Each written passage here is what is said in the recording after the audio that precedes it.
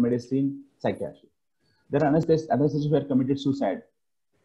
And many people, many these physicians are undergoing this. Now the point is, doctors are very bad patients. You know, first thing, you don't like to appreciate and agree that you have got some stress, depression, or whatever. And obviously, they will try to avoid any help for that matter, right? So then once this happens, then it goes on. The vicious cycle of depression and your reduced productivity, etc., may take you to a very low proportion of anxiety, stress, depression, and you may have problems, right? It needs addressing. And another thing, doctor has got access to all these medicines, drugs, etc. Even chemist will easily give, if you're a doctor, any medicine chemist usually gives. You know, this is the problem. And many chemists in the interiors will give our same medicine without prescription also, for that matter, to still today. So that is one more reason why addiction becomes more rampant in the society. Alcohol, now social drinking is okay, everyone drinks here and there, but data shows that 12 or to 13% of physicians and almost 22% of females abuse alcohol. With these changing trends in society, with media and all those things, you know, this Sushant case and the drugs, etc. Now those drugs have become very common. Weed lena normal baat ho gayi unke liye, right? So likewise, alcohol taking some once in a while is normal, but gradually it can take a proportion of addiction and leads to more problem, right? Most of the rehab centers are filled with alcoholics for this reason only. Alcohol usually, it's initially you start with low dose and then it increases and it goes on and on and on until a time comes when you need help. So we need to be careful about alcohol abuse, right? Then there are some prescription drugs like misuse of commonly drugs like alprazolam and all those things, opioids, benzodiazepines are also very common among physicians who take these medicines. Next, please. Gadget overuse. See, these gadgets have really encircled our life like hell, you know. I mean, if you want to walk on the roads, you will see everyone looking down like this and going and stumbling upon someone. और गाड़ी आएगा तो PP किया तो उसको फर्क नहीं पड़ता है, उसको दिखाई नहीं देता है, and all those things, right? So these gadgets have really disrupted our life, and there is no end to it. Next slide, please. I want to tell about the gadgets. See, usually these gadgets, including your laptops or your cell phones or computers, they cause lots of other things like dryness of eyes, for example. It's very common with, if you see the ophthalmologist, they will tell you there's a very common reason for irritation of your eyes. Multiple infections in eyes and vision issues are common with gadgets. The blue light, which is emitted from all these gadgets, they hamper the melatonin secretion in the body, leading to sleep disturbances, right? Then overweight and seizures are also very common. And in one study, more than 5 to 7% of young boys, near puberty boys, were obese because of this. The first 5 years of a child's life are very crucial, you know, for their growth and development, right? So using more than 2 hours of gadgets per day will cause irreversible damage, slow cognitive development, and attention deficit in children. It's that common. Another thing which comes in there is mouse stress. You know the mouse which we use. The mouse, when we go on using the mouse, these small muscles of our fingers, they travel hundreds of miles here and there like this. We calculate the total number of distances traveled. It travels almost hundreds of miles daily doing all these things. This leads to a stress of these small fingers, leading to numbness of the hands, etc. And many patients come to us with such symptoms, and they don't realize it is mouse stress, right? Same goes with this finger while using our mobiles, right? Then there are the neck issues. Neck is down, therefore the neck muscles are stressed, leading to pain in the neck and etc. Then overeating is another thing. So how to manage them? It's very difficult for us to manage. What to do? As mentioned here, fixed time for gadgets. Children don't listen. You know, you may say 100 times that, okay, ek ghanta use karna, but they go on doing it again and again. So write and take them from them. Fix their timings and see that they stick to it. Reward them for their positive behavior. There should be gadget-free zones, like while dining on the dining table while you are eating, or while discussing things with family, etc. And again, it's very difficult, but no gadgets happen before going to bed. And 99% people are used to this. And it's very difficult. You may tell them, they may agree, but they will still continue doing that, right? And as soon as we get up also, we have tendency to look at the phone first, our cell phone, comes up with message, आया, क्या हुआ, किसने क्या किया, वगैरह वगैरह. So we 5 need to minutes have remaining, this sir. digital detox, wherein at least for few hours of a day or one whole day, we are not supposed to use these gadgets, any gadgets for that matter. Next, please. So, caring for healthcare workers, mental health support during COVID-19. So there are manifestations at workplace. For example, absenteeism. We know many senior physicians have stopped working directly and are preferring to work on home basis on all these platforms, right? Because of this stress of the COVID, there's a lot of interference in jobs. Performance goes down, anger outburst at home, crying spells can come, intoxication with alcohol, drugs, impairment of physical functioning, lack of exercise. These can lead to problem. The common presentation can be anxiety, depression, burnout, suicidality, or death, which disturbs sleep. So prevention can be at a primary level, secondary level, and at a referral level. So on organization, what can organization do to do that? You have to have an established mental health support system, improve mental health awareness among workers, you have to arrange for proper communications, grievances, etc., enhance family and child care support, etc. These organizations can do, major hospitals can take over to do this. At individual level, self-care, obviously, you exercise, diet, proper schedules, and buddy systems wherein you have your friends who can interact with you, who can talk with you, you can have some small to get together, etc. Relaxing exercises, etc., can also help us to reduce the stress of COVID. Secondary intervention will be pharmacotherapy. For example, if it has anxiety, depression, or any sort of stress, it can be easily handled with low dose medications to start with. And if you take the proper dose at proper time and the proper duration, I think it's very easy for us to cope up and come out of it. And of course, along with it, therapy will come in picture. Dr. Surekha will be talking about the therapy soon. Suicidality. Most people who commit suicide usually tell someone in some form that they are going to commit suicide. You should be aware of people who are stressed or depressed or who are expressing in such certain way that they are likely to end their life, or in direct or indirect way. We can prevent suicide in them. Then substance use has to be managed. Some may have pre-existing mental disorders. For example, alcohol usually doesn't come alone, or drug abuse also doesn't come alone. Usually it has got another axis on diagnosis, another psychiatric diagnosis along with it. We need to address that also, right? Then a simple psychological techniques like problem solving, relaxation, enhancing social support, handling grief, breaking bad news in a beautiful way, sleep hygiene, etc. also matters, right? Specific issues in COVID-19, that is quarantine and stigma, needs to be handled properly. Sometimes it can be life and death decision also. When do you refer? Obviously, when things are not to the mark, when things are going very bad, the patient is suicidal, violent, aggressive, or he's significantly incapacitated because of his problem, then it needs referrals. He may have several severe mental illness symptoms, etc., and with no treatment, no improvement on when you give the primary medicines or something. Such things come in picture. So in a nutshell, psychiatric issues are very common and we cannot ignore them, and we need to really give a thought in our mind in managing and addressing our own issues and take relevant help wherever required. Thank you. Thank you, Dr. Harish Pedekar. It was really a nice presentation. You explained us a very lucid manner what is the difference between stress, eustress and distress, and the analogy of stress like holding a glass in the hand, and manifestations like panic disorder patients getting admitted in ICU, and COVID stress causing post-traumatic stress disorder, then substance abuse and gadget addiction, including suicidal ideations. And thanks a lot for your presentation. We got a overall very good view about manifestations of burnout in COVID symptoms. Now, now we were talking about these disorders. Now we come to the normal aspect, normal mental health, and this aspect is going to be cleared to us by Dr. Surekha Bajaj. I now introduce Dr. Surekha Bajaj. She's a clinical psychologist. She will be talking about coping mechanisms of burnout and how to prevent burnout, preventive strategies and the coping mechanisms of burnout. If anybody has any questions, they can post in the chat box here. And the participants, please talk a little loudly because there have been comments like the voice is too soft. Please go ahead, Dr. Surekha.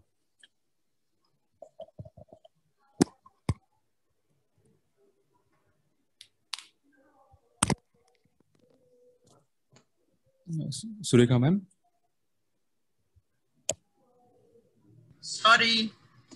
Sorry. Sujay, am I audible? Yeah. Yeah, you're audible, ma'am. Yeah. Thank you. Dr. Bedekar's presentation was very insightful, and I hope to carry on that. My topic for the day is coping strategies and resilience. It's a vast topic. We can go on for a day, but next 20 minutes, I'm going to be bombarding you with a lot of information. Please bear with me. Am I audible? Because I'm getting a lot of, okay, great. Okay. Next slide, please. Yeah. We're going to start with resilience. What is resilience? I'll discuss that. Next slide. According to psychologist Ibert, resilience is the ability to bounce back after life tears you down. No amount of or no strategies in the world can help you if you don't have resilience. You can't be able to, or you won't be able to handle changes and chaos unless you're resilient. What is resilience? I'm going to explain this with a small fable story. It's a story about an oak tree and a reed. A reed is a very delicate plant, and an oak tree is already what we know. It's about an oak tree boasting about its strength and huge size to the reed, telling him, look, I'm so strong and look at you. The reed is humble and keeps quiet. And one day when the storm comes in, the oak tree, being very proud of himself, was standing straight, whereas the reed bent down and tried to sway with the storm and the wind. After the storm, what happens? The oak tree was uprooted and our reed survived. So what is the moral of this story? Moral of the story is, to survive the storm of life, we need to be flexible, bend, and not break. You need to be courageous, humble, and optimistic. Next slide, please. Okay. Resilience also means advancing despite adversities. We have 3 types of resilience. One which we are born with, it's called natural resilience. It's a childlike behavior, agility, where we are curious to explore things. We're all born with it, but over the years, we tend to forget it. Next, we're talking about is an adaptable resilience, which we learn by punch on the face when we have to face adversities. Like the one which we are presently going, the pandemic has taught us a lot. We have learned to adapt to it. By the neurologist, an Australian neurologist, Viktor Frankl.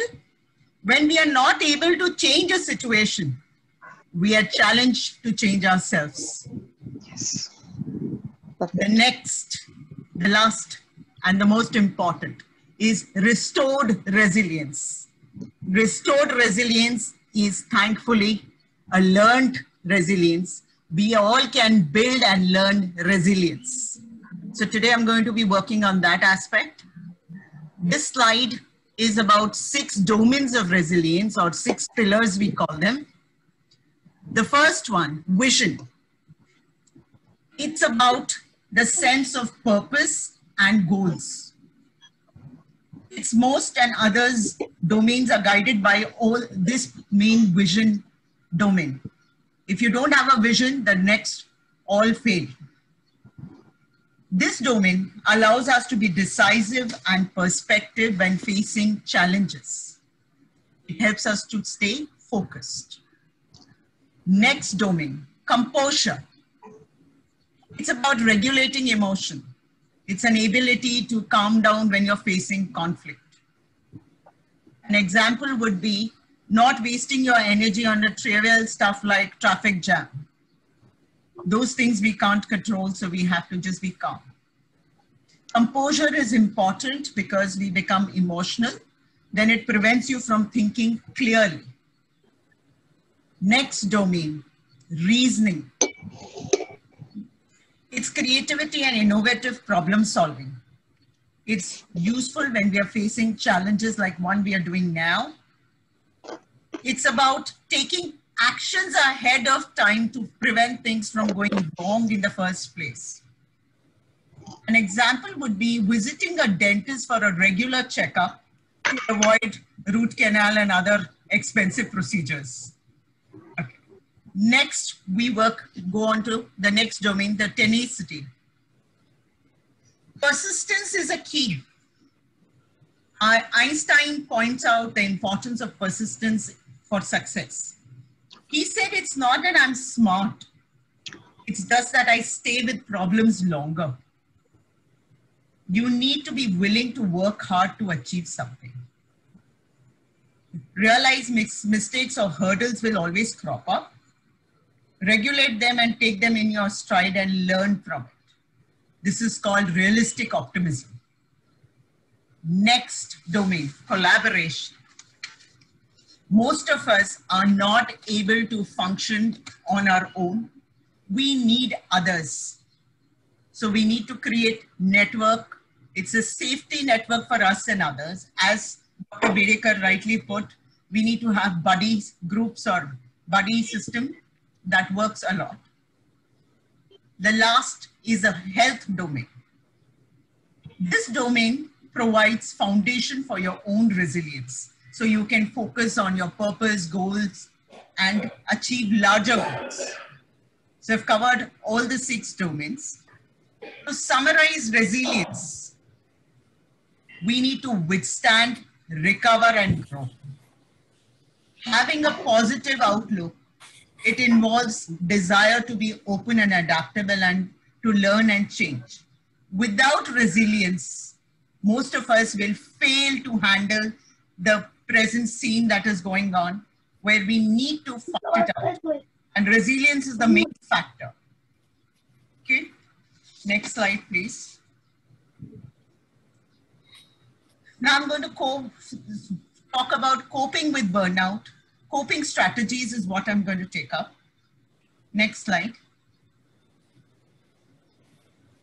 There are 3 types of coping strategies. The first one is emotion-focused coping. Here, you need to manage emotions that accompany the perception of stress. How you perceive stress and what emotions come up with that is where we are going to discuss about emotion-focused coping. Next is problem-focused coping. It's about resolving stressful situations. It reduces long-term strain. The last, avoidant coping.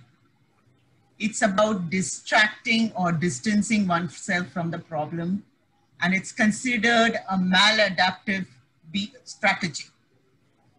It will increase levels of strain in long term. Next slide, please.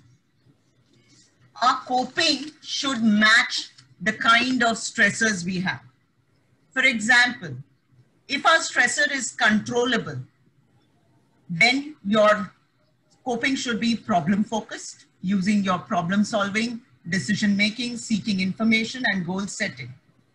An example of controllable coping skill would be, if you have noticed, many of the businesses have gone down, especially the apparel. If you have been watching news and seeing WhatsApp messages, big names like Benzer has converted their business into groceries and eatables.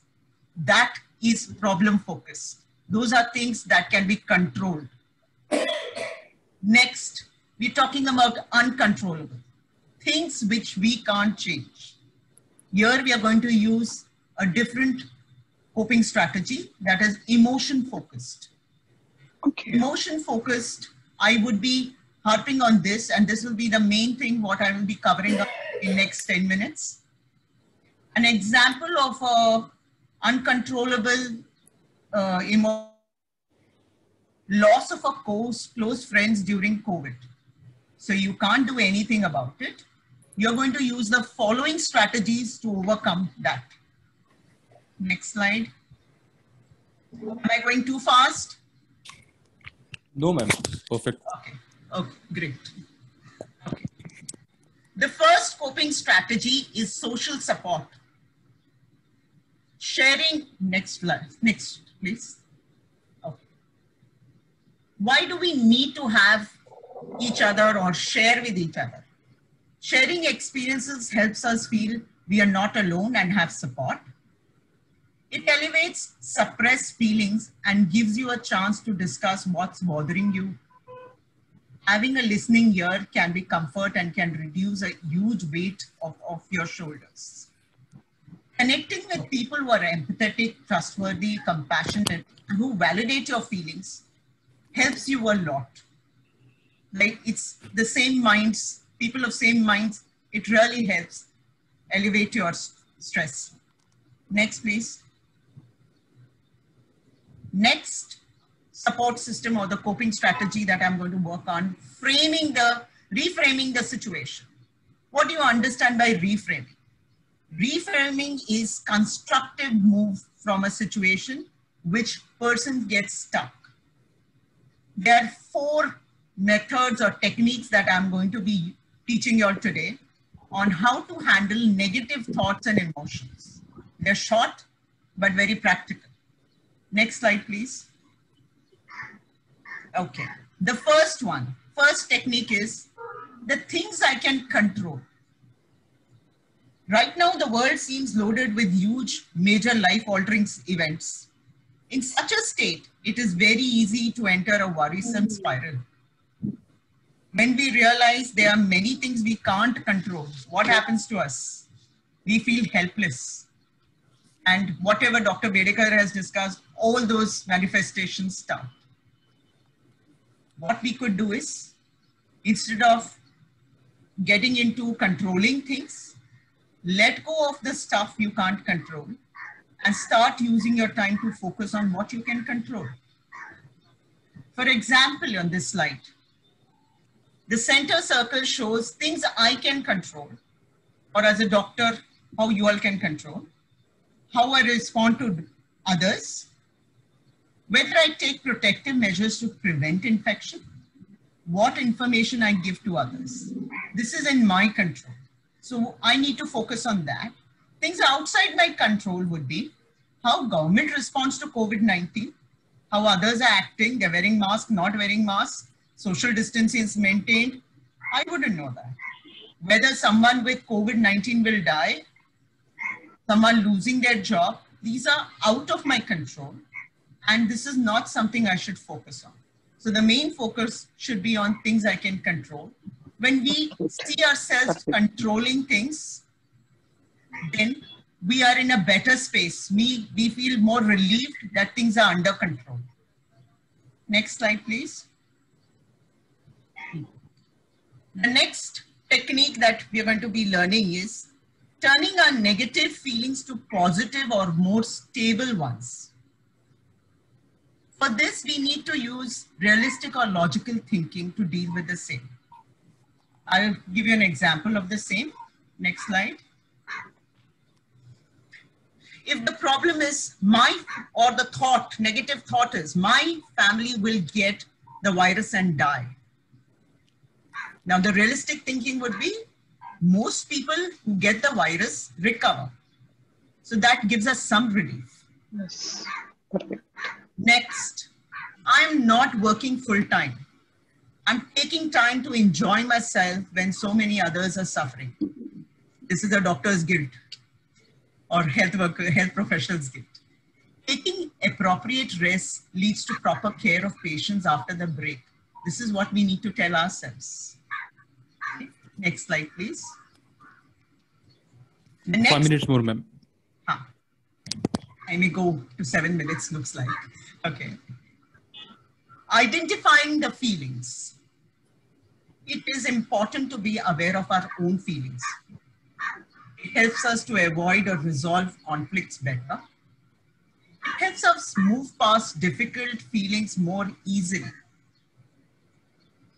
I would be discussing this example here.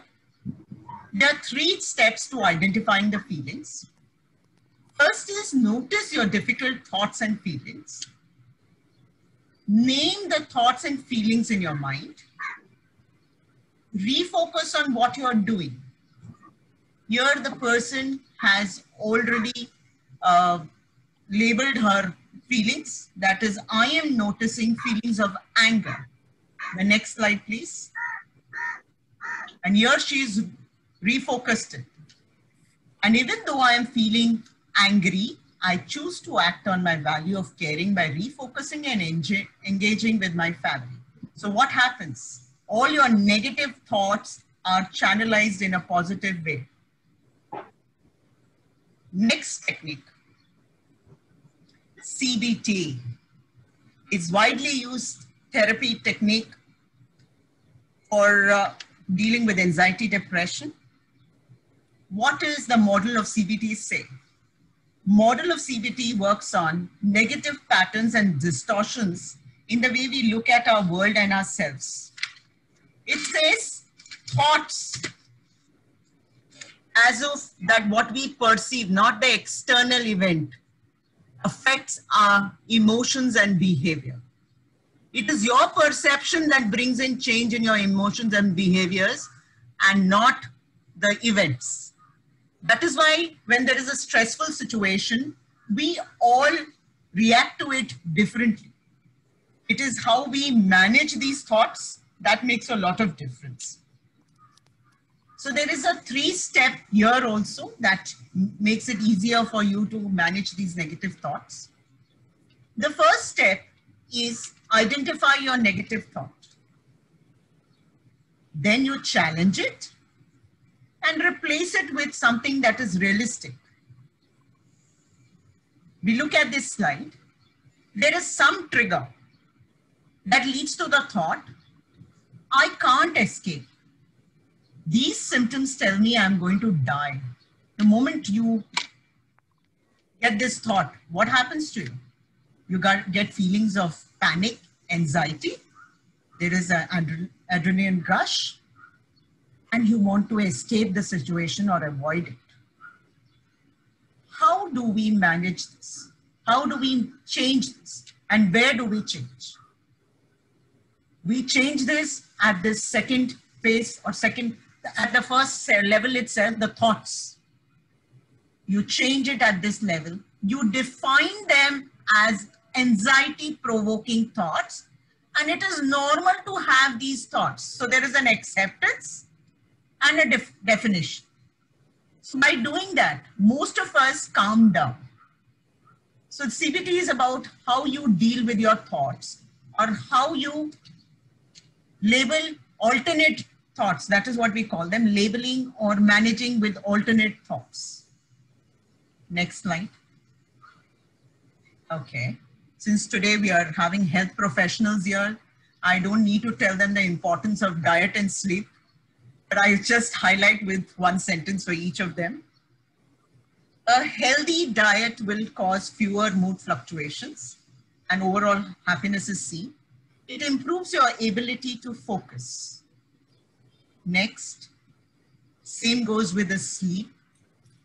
And being in the health profession, many of us have irregular sleep or very few naps or I would say sleep patterns, very irregular. What is important here is even short naps can improve alertness, performance, and memory. If we can only emphasize on that or even take care of that part, I think it should help you. Next. Okay. Relaxation. It's a very important term.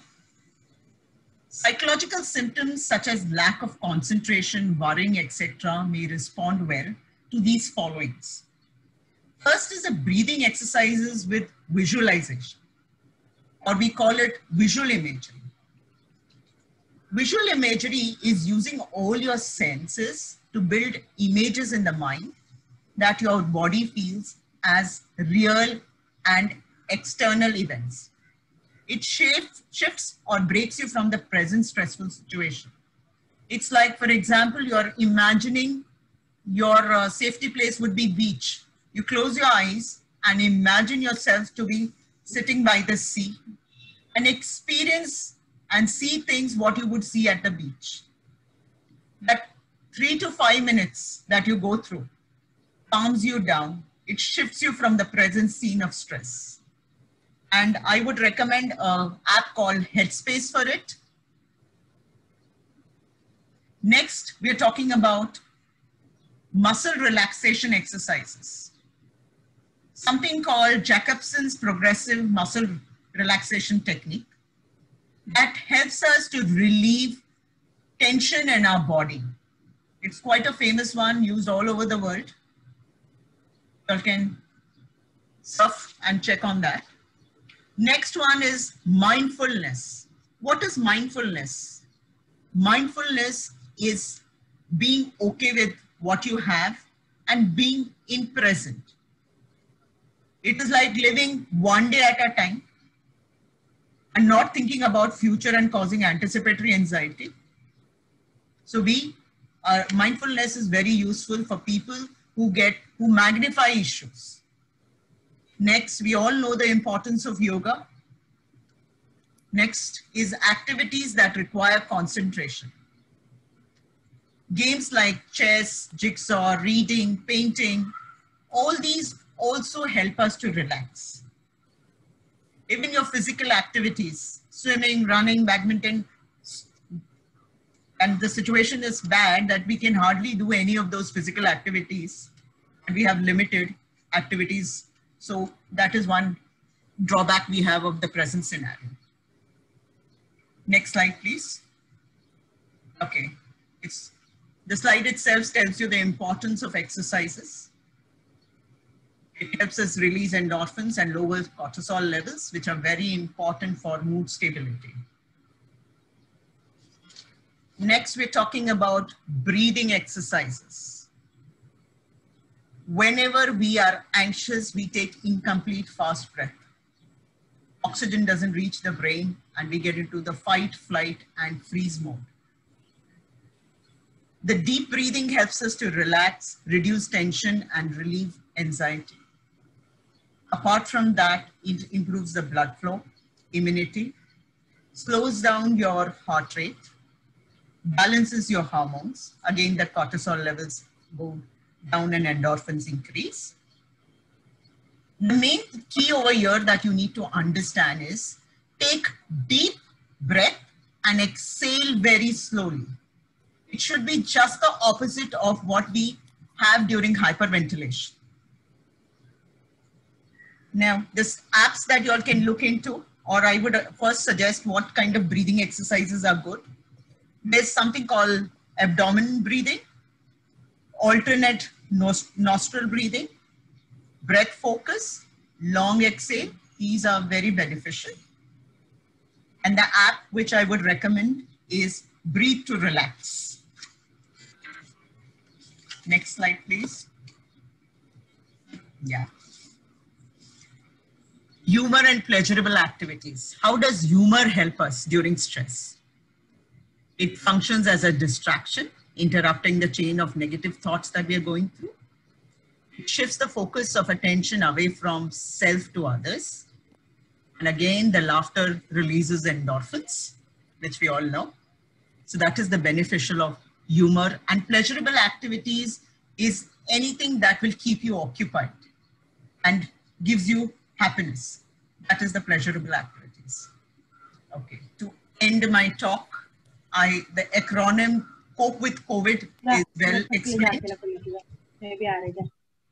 The C stands for control the things that you can, not the things you can't. P stands for practice daily stress reduction practice, including physical activity. Engage in mindfulness. Be here, worry will not help. C again, the COVID C is count your blessings daily. Overturn negative thoughts into positive. Volunteer to help others. Identify support and resources. Do your part to prevent spread of virus. I think it summarizes my whole talk. Thank you. Back to Sujay. Thanks a lot, Surekha ma'am. It was really an enlightening talk. And you spoke nicely about resilience and how resilience is about bouncing back from stress. Then there are some things in your control, some things beyond your control, and how to handle them. And then labeling feelings and overcoming them. And then it's not the situation, but our response to the situation.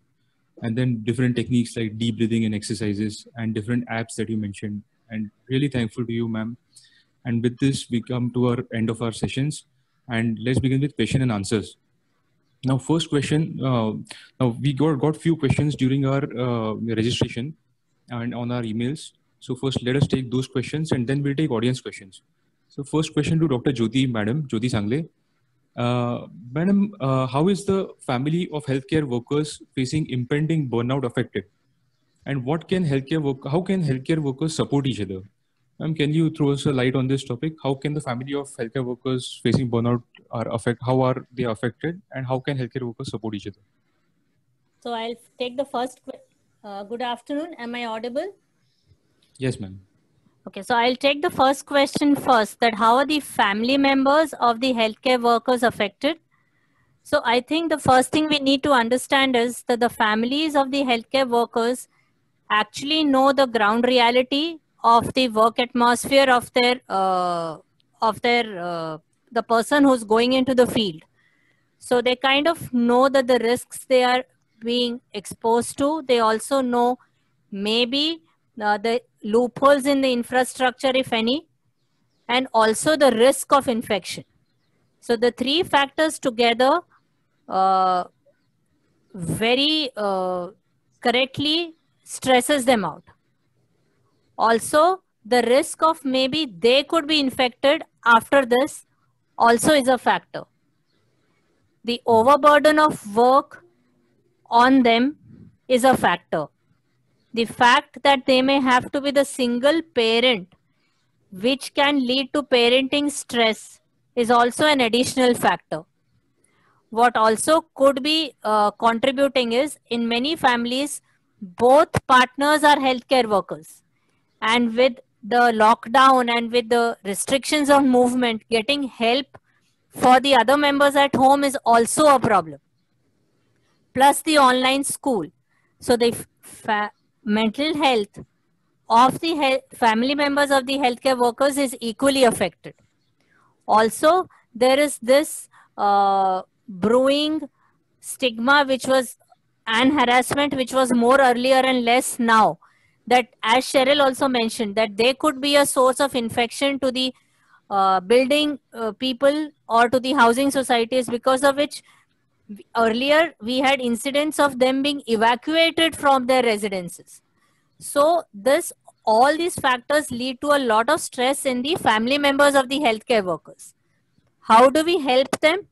These are the people who can be reached out to while the healthcare worker is on the field. It would actually help telling the children that your parents have gone on a mission. They are COVID soldiers. So be proud of them. So that helps the child also have a different perspective or be proud of what is happening. They also get an insight into the fact that my parents are doing something which is very important.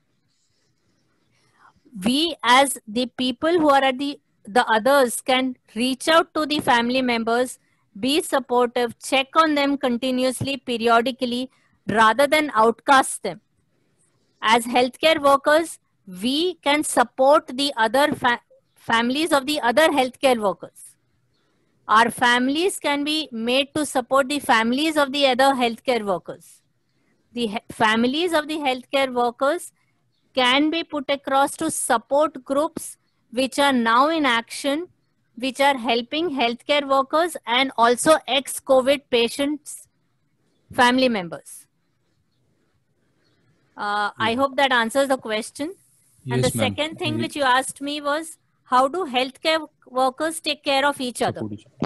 So I think the first thing is, all of us know the risks involved and all of us also know how we can handle them. We also know the stress which comes with it. So the best is to check on each other periodically. Also be each other's stress busters. We ensure that the other person gets breaks. We also help each other by maybe de-stressing each other and being the sounding board for many others. We also can if we learn a new strategy or we learn a new tip or we come across a new coping mechanism, we can share it with our colleagues.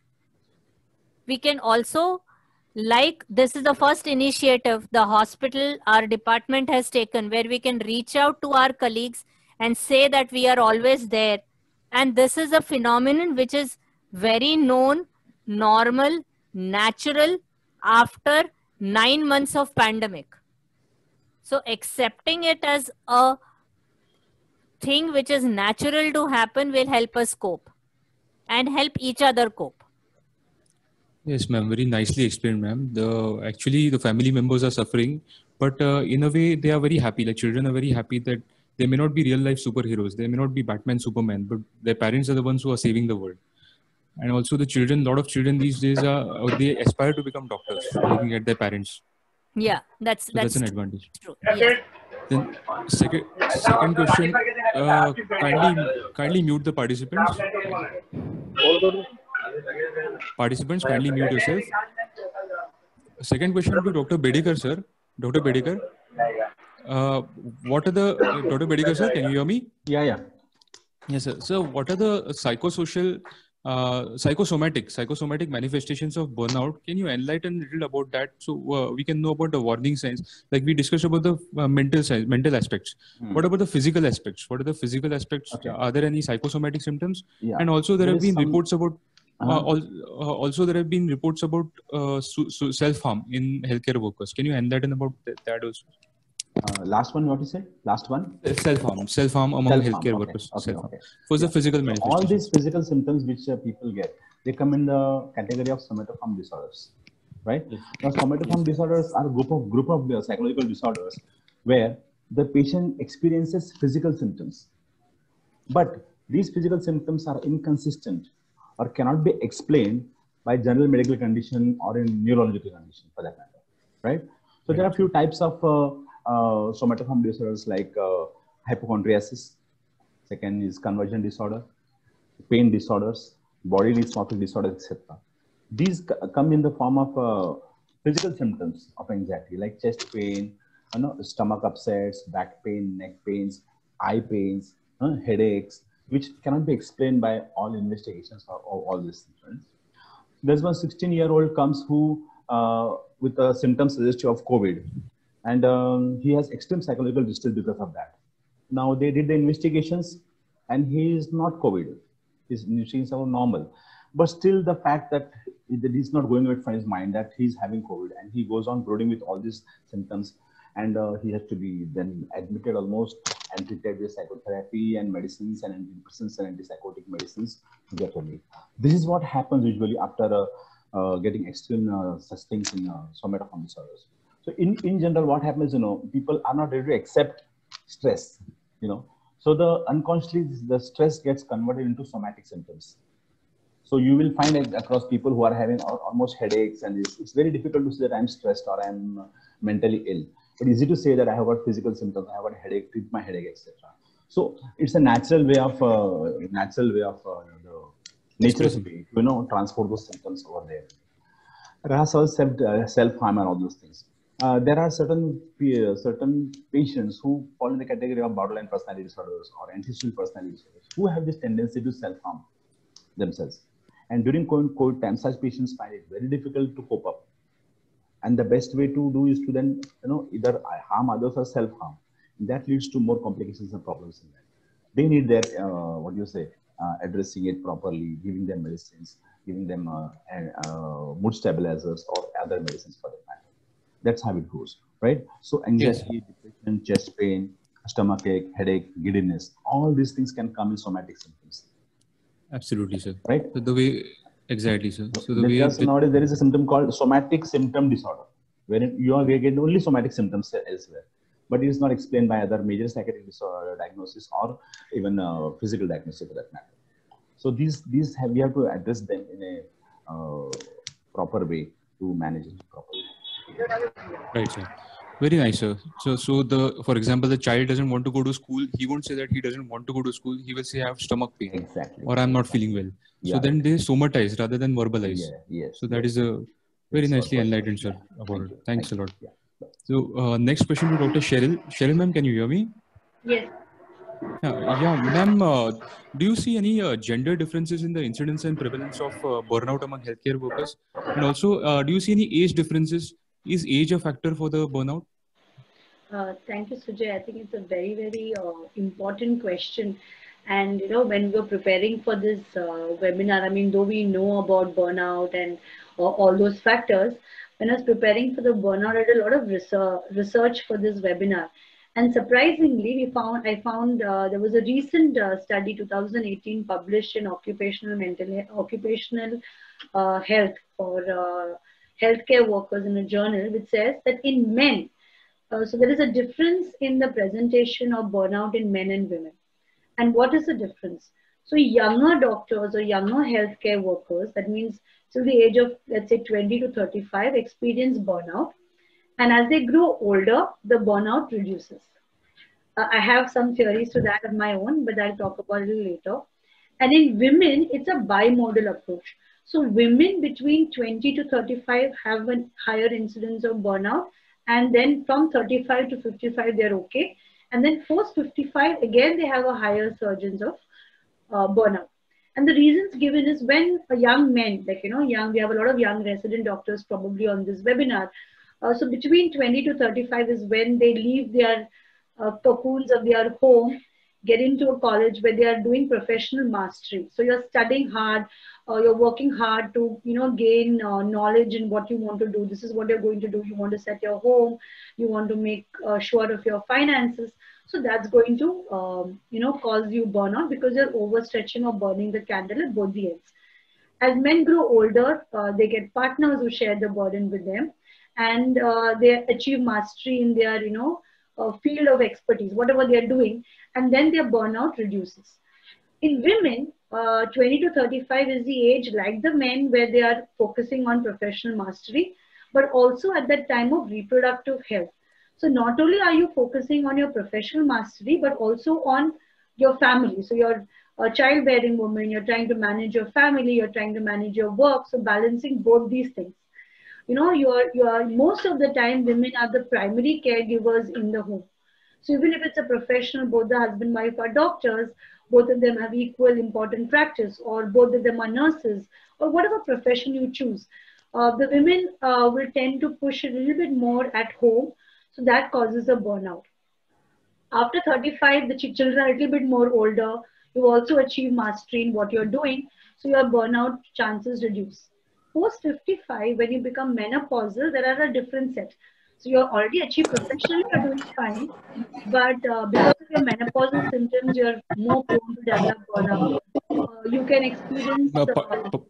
Participants, please mute your. You can also experience empty nest syndrome. Also, at the post 55, women are primary caregivers to elderly parents. So that can also experience burnout. So this is usually between the age groups. Just a little digression from my topic, and I just wanted to stress a big point about, I think Dr. Bedeka's topic point when, today you asked about suicide in healthcare workers.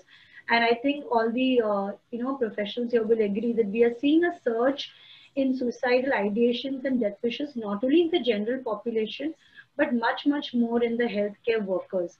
So if you, go through the newspapers or the Twitter feeds, or you have young residents in AIIMS and premier institutes who have committed suicide and ended their life, not committed, have ended their life because of suicide.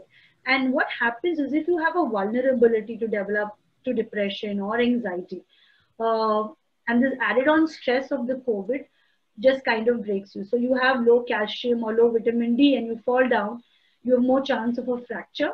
In the same way, when you're you're not having good resilience or good coping strategies, and then this added on stressor of the COVID, managing everything together, can just break you. So I must stress to each and every person attending here to please reach out, even if you feel that your friend is experiencing a simple statement like, "अरे मुझे जीने का मन नहीं कर रहा है," या statements like, क्या मतलब है इस जीवन का.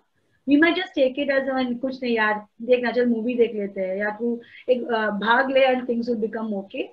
Don't ignore these things when you're saying that मुझे जीने का मन नहीं कर रहा है, या जीने में कोई मतलब नहीं है, या अंत होगा तो क्या होगा. Please be alert to these things so that, and especially for doctors, because we tend to ignore our health the most. We're so much used to giving care and compassion that we tend to be compassionate to ourselves. Yeah, so thank you, Sujay, for that question. Thanks, ma'am. You really nicely explained. Like I've always known that depression is common in women than men. It's 2:1 ratio is 2:1. But as you mentioned in your report, like burnout is also equally common. Burnout is also more in women than men. Of course, they handle more responsibilities, so that may be the reason. And as you discussed about the age group, like adolescents, they have identity problems, and then midlife crisis after a certain age, then emptiness syndrome, and different age groups also experience different kinds of levels of stress. And burnout and the COVID stress definitely adds up to that. And nicely explained, ma'am. Thanks a lot for this. And now we turn on to Dr. Surekha, ma'am. The next question, ma'am, you can hear. Yeah. Yeah, ma'am. Everybody discuss about burnout, what we have to do in the like what we have to do, not have to do, so to prevent mental illness problems. But what is it that we can do now? Like this has been commonly questions asked to us that what, and we are like speechless. So can you tell one or two techniques like what can be done now to prevent burnout? What can be done right now, like to feel relaxed, so that I can be relaxed and I can take care of myself? It's a very practical question.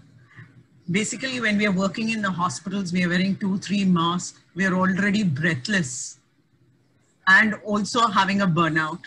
The easiest technique is the breathing exercise. Whenever we are stressed, we tend to slouch our body and protect our lungs and heart, and we bend downwards. The first step is to pull your shoulders back and take deep breath. When you're pulling your shoulders back, psychologically it shows that I am fine, nothing can harm me. And as I've discussed earlier with breathing exercises, oxygen reaches the brain and you start feeling relaxed. So the easiest technique that I can recommend is this. Even if you do it for 3 minutes, you're going to feel good. That's the first one. The second thing I could suggest, there is a technique called grounding. Whenever we are anxious, we get into negative loops.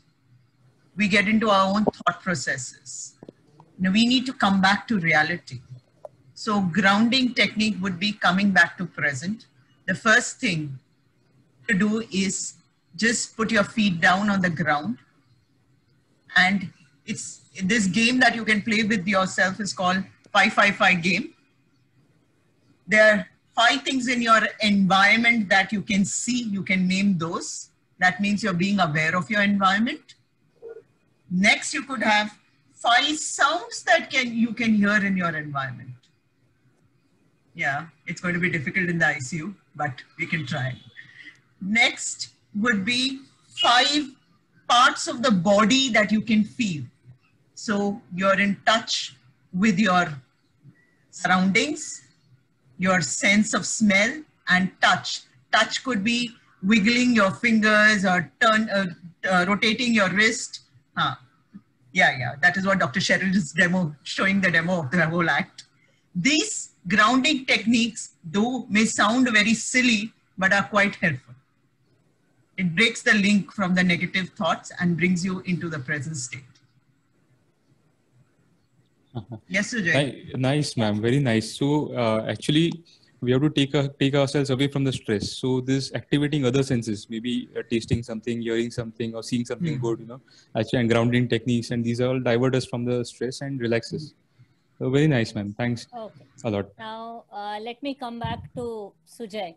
I'll first pick up from where Cheryl left, that the incidence of self-harm amongst healthcare workers is on the rise. And I think the message that Cheryl, Dr. Bedekar, and all of us would want to convey to others, that you will have subtle signs, many subtle signs before the loud signs. It could be just a person isolating themselves, withdrawing themselves, not interacting. You're seeing a person very sleep deprived. You're seeing a colleague not eating properly, not sleeping properly, not taking care of himself. Please approach those colleagues. Please help them seek help. even if it is not proper depression, but it's a brewing dissatisfaction or a brewing distress, it could just jump the fence in a second, which could be unpredictable. The burnout leading to self-harm is the last thing that we would want amongst our community. Now, Sujay, you've been a marathon runner for I don't know how many years now, and that I know that's your passion. So I think you're the best person to tell us what role can physical health and exercise play in the health of healthcare workers, and how can we do it even during these difficult times? The exercise is a very important part of our, not only for physical health, but for mental health also, I feel. So as Dr. Bedekar described, like stress is a fight or flight reaction. It's a fight or flight response. So during fight or flight response, the adrenaline secretion occurs. Adrenaline increases. So when we are stressed up, increased adrenaline secretion occurs. So when we exercise, this adrenaline is used to our benefit. It is used by our body, and blood circulation happens in all over the body, and we feel that vigor. Also, exercise generates endorphins, which is good for our well-being, which makes us feel good. Now, these are the physical aspects. The mental aspects, exercise helps in something called as neuroplasticity. Neuroplasticity or neuronal growth. Our brain doesn't stop growing. Our brain grows throughout life. And exercise helps us in that, helps us in generating those growth factors which help in neuroplasticity. Now, what can be done in day-to-day life to exercise? Now, we have long shifts, long hours. We don't have any timings being doctors. So we are called up anytime during an emergency. So what can be done to exercise? So we can do simple things like I take staircase instead of elevators. You know? So sometimes I don't sit, I stand up and consult. Or in between, I do take breaks. It's important to take frequent breaks. Now, doctors feel a little guilty of taking a break. When the patient is really sick, how can I take a break?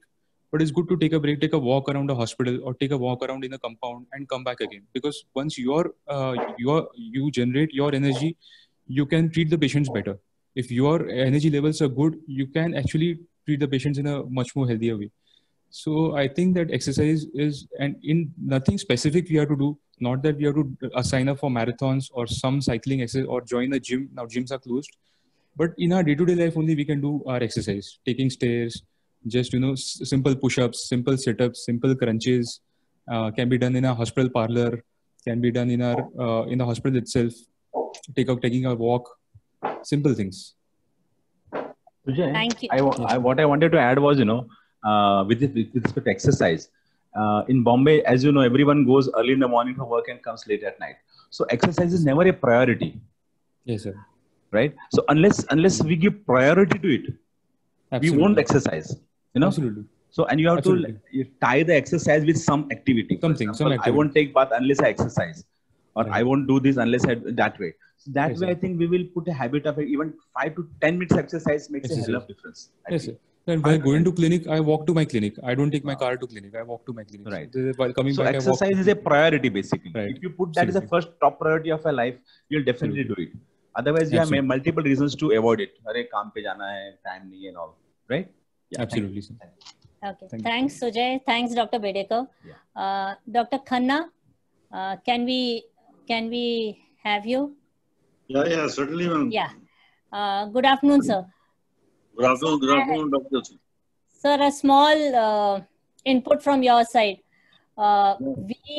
We've taken this first step as an organization to hold this webinar about burnout. Now, but as an organization, what else could we how can we help? Would you want us as a department to contribute towards this, to take this project further? And what other role can the organization play in the health of healthcare workers? Yes, certainly. First of all, thank you so much to all the members of the Department of Psychiatry and Psychology for organizing this webinar, which in any case was long overdue. I've been, I think, looking forward to this, and it has gone off very well. Second thing is, I must say and congratulate all the those who have attended this webinar, our hospital staff, the nursing staff, doctors, everybody. And I must say I must put it on record that all of you, my dear colleagues in the hospital, have come out very well with flying colors in during this difficult time of COVID-19, starting from March onwards.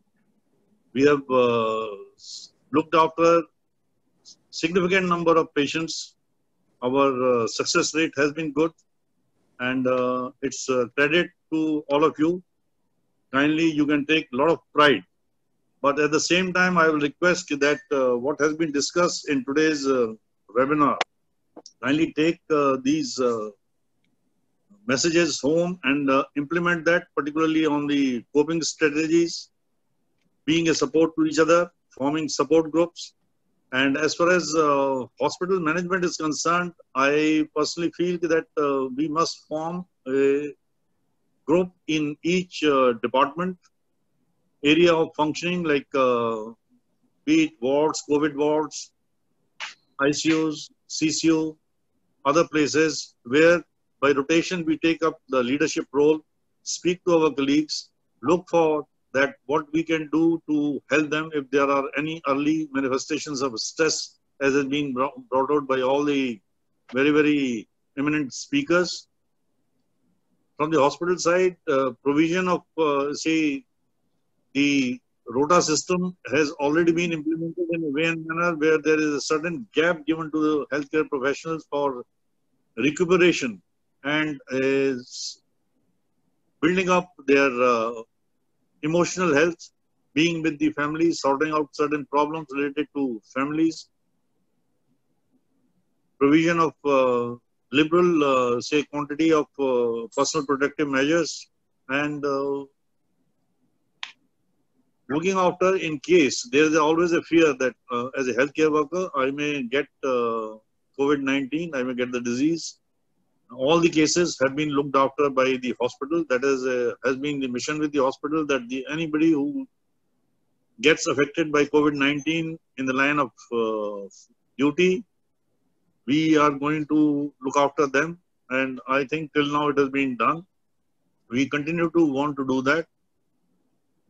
As far as other departments are concerned, it is good. I will request the Department of Psychiatry and Psychology to carry on this forward and do organize a few more webinars. We, as a group, healthcare professionals, have always been in need of being told certain things on a regular manner. It is generally, we believe that we know everything, but it is not so. Somebody competent enough like all of you, Dr. Jyoti Sangle, Dr. Bedekar, Dr. Cheryl, Dr. Surekha Bajaj, Sujay, need to get together and keep on telling us. This is all what I can say at the moment. Thank you very much once again. Thanks a lot, sir. Thanks a lot for these kind words. It was really inspiring to us. And we keep waiting for you to speak something because it really motivates us to do more and more such programs. Now back to the audience questions. There were a few questions from the audience. We'll take one by one. I think first question was, what is how can we take care of the quality of life of caregivers with mental health disorders during these difficult times? How can we take what about the quality of life of caregivers with mental health disorders during these difficult times? I think, Jyoti madam, would you like to answer? I think because you spoke on the similar lines regarding family. I think the question is specific for caregivers of people with mental health disorders, existing mental health disorders? Yes, ma'am, existing mental health disorders. Okay. So the mental health disorders, the accessibility to mental health services has been compromised because of the lockdown. We have tried to make it as accessible as we can. We have been doing online consultations. We have been trying to help the patients of other colleagues also. We have been trying to do everything in conjunction with the government also to make the medicines as available as we can.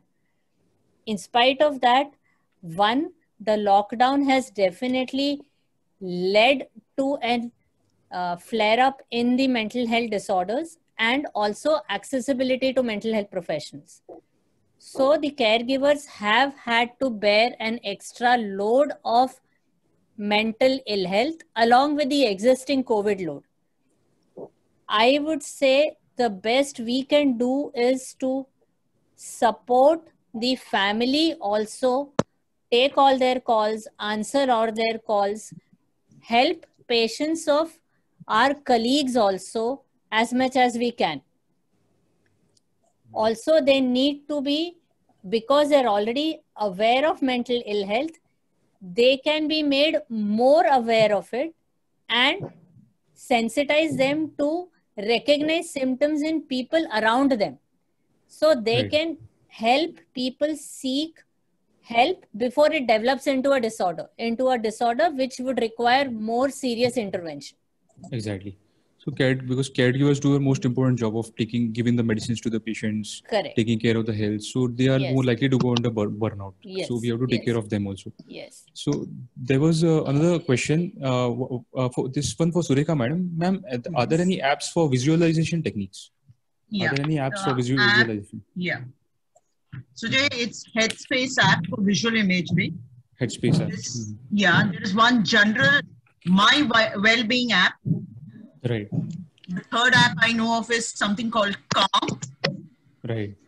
One suggested by Dr. Bedekar is on spiritual reality, that is on meditation and spirituality. Right. The next I would recommend is Depression CBT self-help guide. Right. I think I have managed to Perfect. answer most Very of it. nice. Thanks, Yeah. man. They are Yeah. good apps. Secondly, one question for now, Dr. Bedekar, sir. Sir, what do you think about alcohol? A lot of people come with this ki alcohol relaxes us. So during this burnout, like alcohol, we have time at home and alcohol will relax us. And is it the solution? So what would you answer on that, sir? If you tell the patient, okay, once in a while you can take, they forget once in a while and start taking. आपने बोला मुझे लेने को, ऐसा हो जाता है, no? Once in a while in a day. So I never suggest alcohol as a remedy for all these things. But primarily, as we all know, alcohol relaxes you, but takes away your performance in the long run, right? In every aspect of it. And once you start drinking alcohol, with time, you require more amount of alcohol to give the same kick. And that's how आपका quota increase हो जाता है and you become more and more used to it and addicted to it, right? So alcohol is definitely not the right solution. It's like we are self-treating ourselves for something, you know, in a bad way. So, I mean, that's not the way of handling things with patients. And never tell a patient to, okay, you can take alcohol sometimes because it doesn't work. They will obviously So what about blame it upon you. So what about the doctors? Can they take alcohol every day, one peg? No, I won't advocate. You know, alcohol in the long run. See, once in a while, everyone takes a little once in a while. But on platform, we cannot say that, okay, you can take alcohol or something directly, right? Because it's the horse's mouth saying that, okay, you can take alcohol. Right? It becomes very difficult, and then they will stick on to that, saying that, okay, you only had told me to take alcohol. They will forget that I had told you to take once in a while. And the problem with alcohol is once you start taking, you have to go on increasing the quantity to maintain the same kick. That is the reason why alcohol is not at all recommended for all such things, especially in doctors. As doctors, I mean, no one will expect us to have some addiction or alcohol like this when you are treating others. हम खुद को नहीं ठीक कर सकते, दूसरों को क्या ठीक करेंगे, ऐसा हो जाता है. Message goes in a very wrong fashion. Therefore, it's big no for alcohol in doctors. Yes, sir. Because alcohol actually ultimately it's a depressant, and at the temporarily it might relieve the stress, but later it might hangover and all. Later it might increase. So with this, and one question for Dr. Cheryl, ma'am, what about the elderly who are stuck at home? There are a lot of elderly who are stuck at home and their routine has been disturbed. So they experience a lot of insomnia, a lot of this confusion and sundowning syndromes and a lot of problems. So what about them? Correct. So there are two sets of elderly now that we are facing. One is elderly, maybe two or three. One is elderly who are at home with the family. So for them, it's a little bit easier because then they're able to contribute to the family, or they're helping out with the children in online class and everything. But yes, their own personal space is getting interrupted because they were used to everybody going out to work. और अभी घर में सब है, parents भी है, everybody is there. There's a little bit of disruption. So you can advise them to stop watching a lot of news and negative information that is bombarded, because then they're going into a negative catastrophic thinking. encourage them to do some breathing exercises, walks inside the home, because we don't want them to go out and get the infection because they're more vulnerable. So maybe walk on the terrace or walk inside their home. Keep a watch over your step count. There are some elderly who stay by themselves, and there's nobody around. The children are away. They're alone in the city. Again, for them, stop watching a lot of news. Use that time positively for exercise, breathing. Seek the help of somebody around who can give you things. Learn new technology. So you can do the same WhatsApp video calls. You can attend more and more Zoom. Like my mother has now become extremely active in all her church groups with preaching and Zoom meetings. And I don't think during normal times she had so much of time to do so many things. So try to find something which is your calling and try to do that. Learn something new. You can play chess online. You can play bridge online. So it causes cognitive exercises to build up.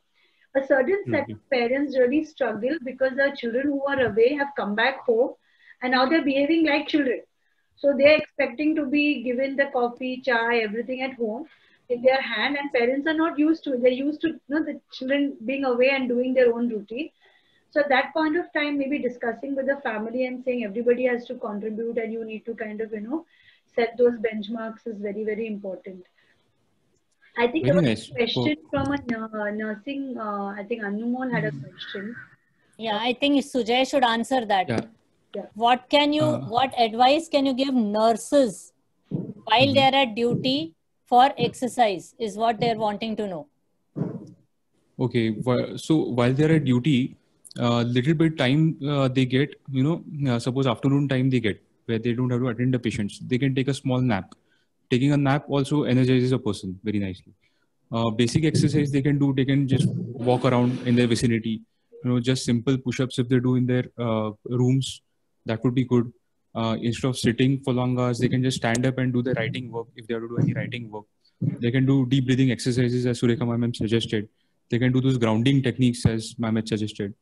So many things that can be done, but you have to keep on, improve. You don't have to accept the situation. I'm stuck here and I'm supposed to do, and there's no option. You don't have to be stuck. You have to look out for various ways of improving, various ways of, dealing with situations, handling situations, and not just accept and, because it is stressful, in that atmosphere, dealing with COVID patients, giving them medicine, but constantly, we see a lot of mortality, deaths, and all that. The environment is very stressful.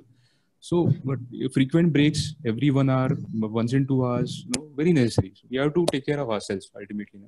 So we have to we are taking care of patients, but take care of ourselves. That is. I'd like to just add something to that, ma'am. What happens is I've noticed that when they're working in the ward, sometimes it becomes very difficult for them to take a break. But the other difficult part is once you finish your duty and go back, they don't really take enough rest. So then they're either scrolling on social media or they're not sleeping well or not eating well. So even after your 8 or 12 hours of duty, what you do after that, those 12 hours is very, very important, because then if you go back, you relax, you sleep on time rather than, watching movies or, do things like that. That also, I think, helps them during their duty hours. Isn't it, Sujay? Absolutely. And 3 things I feel that are very important. Like first thing is to maintain a routine, certain routine, because once you're out of routine, things go haywire. Second thing is to maintain a good sleep hygiene. So sleep actually energizes a person, very important for our health.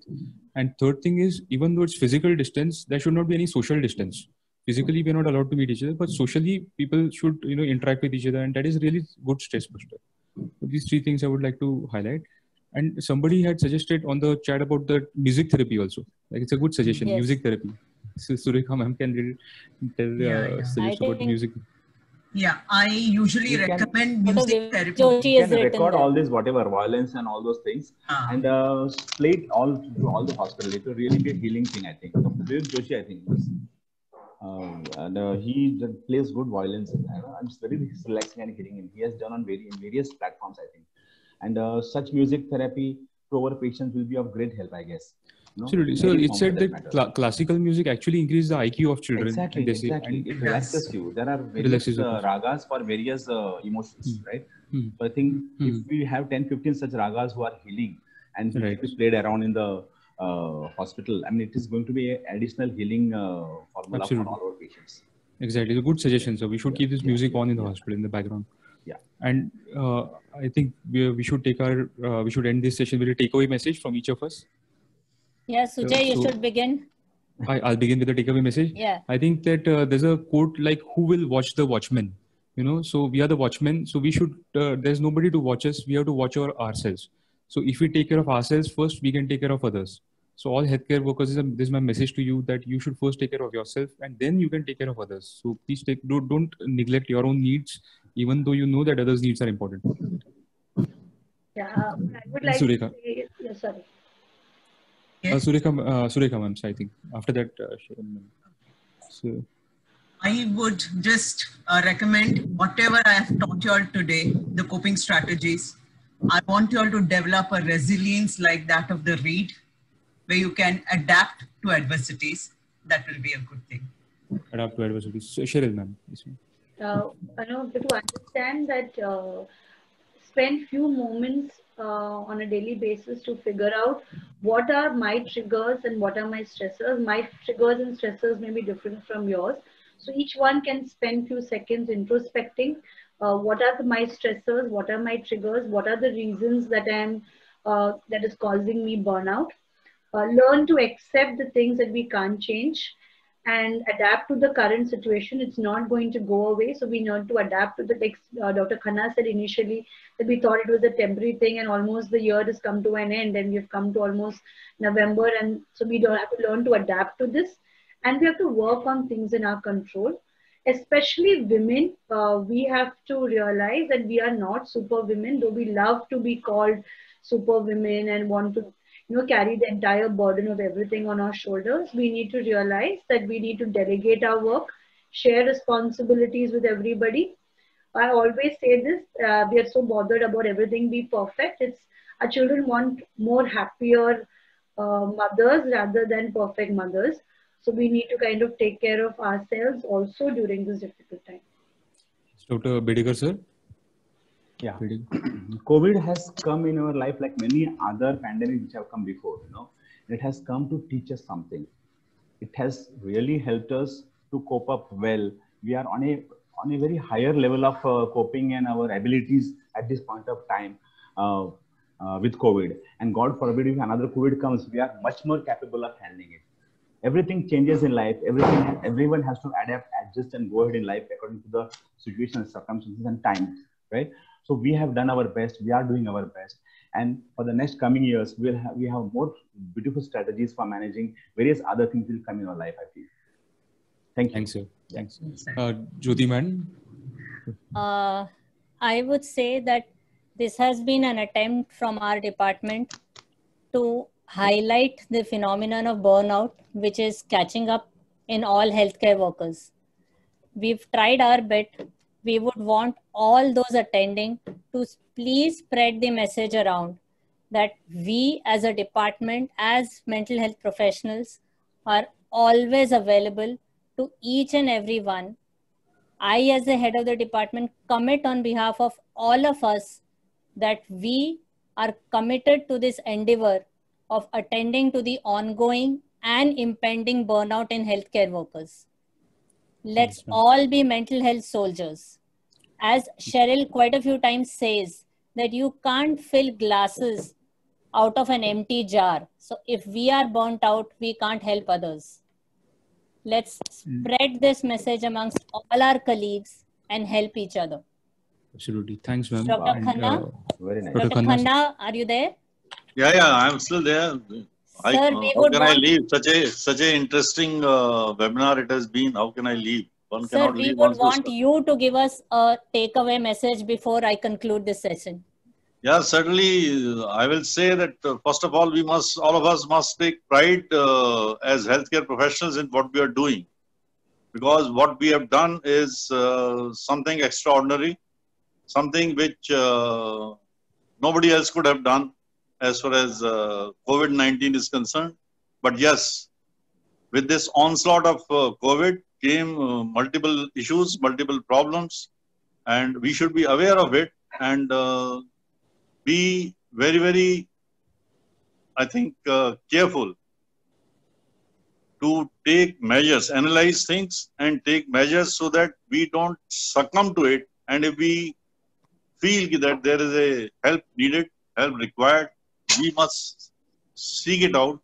There are people, all of you have volunteered that anybody seeking help will be provided so. And all of us must develop our own coping strategies. And our staff dominantly is women, ladies. I request all the ladies, respected ladies, kindly be aware that what is being told, that you cannot carry out the burden of work as well as home single-handedly. Devise your own methodologies, seek help, delegate, and so that you are there for the long haul. I don't want to scare anybody, but kindly, we are still into the first wave of COVID-19 as far as India is concerned. While it is showing a downward trend, there is ever a possibility of a resurgence. And that's the reason that developing our resilience, evolving our own coping agencies are very, very important. But finally, I will say, my parting words will be, take pride in your work, feel very happy what you have done, nobody else could have done, but continue to evolve to become healthier, mentally resilient, stronger, and efficient. Thank you very much. Thank you, sir, for those very kind and insightful words. With this, we come to the end of this session. I think Dr. Anu has raised her hand. Yeah, sure. Say something. Yeah. Dr. Anu, do you want to say something? I saw your hands raised. Yeah, first I wanted to compliment. It was really very good. I wanted to leave in between for the work, but I still continued listening to the question and answer sessions. Thank you, I'm really grateful for everything. And if in any way I can help, I'll be very happy to help with the exercise part and yoga. You're an inspiration. You're an inspiration. Yeah, you motivated a lot of people. Yeah, yes, for marathon. yes. Yes. If need be, please let me know. And I stay across the hospital, so I can help the students and everyone if needed, the nursing students and everything. Thank you so much, ma'am. Thank you so much, ma'am. Sir, please, Dr. Khanna, sir, please, I am offering the voluntarily for all this exercise thing. Since my department is as it is closed, so, and this is the only thing which I can help with. Yeah, thank you so much. Thank you. Okay. So with this, we come to the end of this session. I would like to thank the management of Holy Spirit Hospital for giving our department this opportunity. Thanking all my colleagues and the excellent speakers we've had. And of course, the 100+ participants we have had today. It's been a joy to have this interactive session, and I hope to have many more in the future. Thank you, all of you, for attending and participating. Thank you. Thanks, Jyoti. Thanks a lot. Thank you. Sister Sneha has joined us, I think, in the last few minutes. And we must give her a big round of applause because she's at the Raj Bhavan being felicitated for the extraordinary work that she has done and as a COVID warrior. So I can see Sister Sneha just in her car. But we must, I think, give her a really big round of applause for all the work and for being felicitated at the Raj Bhavan. Thank you, Sister Sneha, for joining us at least 2 minutes. Yeah. Thank you, sister, for joining us, and congratulations. Congrats. Congrats, sister. Sister, you're on mute. Mute. Yes. Sister, can you talk something? Sister, you're on mute. Sister on mute. You can't hear. Cheryl, can you unmute her? Sister has to unmute on her own. Huh? Sister, can you unmute yourself? The left-hand corner. Yeah, so she has to unmute herself. Yes. Okay, can you hear me? Yeah. Congratulations, sister. Can you hear me? Yes, sister. Yes. I am in the vehicle, so you won't be able to hear me well. Doesn't matter. Actually, I didn't hear anything. I just got in the vehicle and switched on. So I saw you online. I want to congratulate you. Don't worry, sister. Don't worry, sister. Kindly speak. We can hear you very clearly. Kindly say something. Okay. want to congratulate all of you, particularly Dr. Cheryl and team, for organizing this for all the staff of the hospital. We had been looking forward to having such a kind of sessions in our, for our staff. And I'm very sure all of us have benefited from your contribution, and we look forward to having more sessions like this, because the staff who are working in the wards really are burnt out and they need such a type of sessions or push from your team. Thank you so much, and God bless you all, and thank you for wishing me, and I'm so happy that I was able to receive something on behalf of Holy Spirit Hospital. Thank you so much. Sister, how was your trip? Did you have a photograph with Dr. Koshyari Sahab? Yes, yes. Okay, because we want it to be displayed on the hospital website. We will share, doctor. Okay, We'll do okay. that. All right, sister. Yeah. Congratulations. Thank- Congratulations. Congratulations.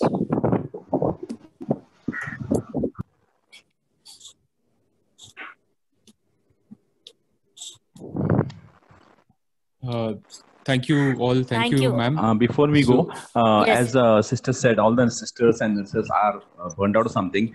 As Department of Psychiatry, we can have small sessions with all these sisters and something, and a small lecture or a small workshop on them, so that they are more relaxed and they are able to cope up well. We can think about it, right? Yes, sir. So like Jyoti, Anu madam said she will conduct about exercise. Yeah. So we can conduct sessions for them. Yeah. That would be very nice. Yeah. Thank you. Thank you. Thank you very much. Thanks, Thank everybody. you, everybody. Thanks, participants. Thanks, all the speakers. And sir also. I think it was an amazing session. Thank you, Dr. Jyoti and Dr. Sujay. I think they were instrumental in the smooth state of this webinar, and a lot of background work went into it. And thank you, Dr. Jyoti and Dr. Sujay, for that. Really appreciate that you took the head on to moderate and done such a wonderful job about it. And really thank you, the management and everybody, for attending. I think we planned a 1 hour session. It went almost to 2 hours. So I think that was really wonderful. I think each one of us enjoyed it. And like Dr. Bidekar and Dr. Jyoti, everybody said, we're always available. We'll plan to do smaller sessions for the resident doctors as well as for the nurses. That's in the pipeline. And thank you so much, everybody. Have a great remaining Sunday. Have a great day, ma'am. Thanks a lot. Bye. Yeah. Thank you. Bye, everybody. Bye. Take care.